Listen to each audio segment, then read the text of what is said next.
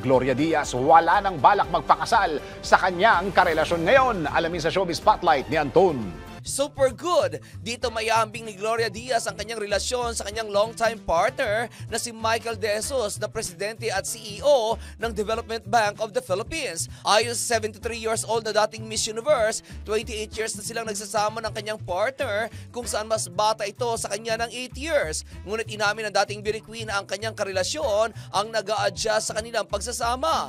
Ngayong buwan ng Abril ay maiging 74 na si Gloria at bagamat super good umano ang kanilang relasyon ni Michael, ngunit hindi na raw niya nakikita ang kanyang sarili na magpakasal pa. Sa kanyang edad umano ay alangan na para magsuot pa siya ng bridal gown. Kung matatandaan, taong 1986 na ikasal si Gloria sa businessman na si Gabriel Daza III kung saan naghiwalay din sila hanggang sa yumao si Gabriel noong 1994. At iyan aking balitang showbiz para sa impilang metodong lakas, DWIZ. Ako si Anton, nagbabalita ng tama, naglilingkod ng tama.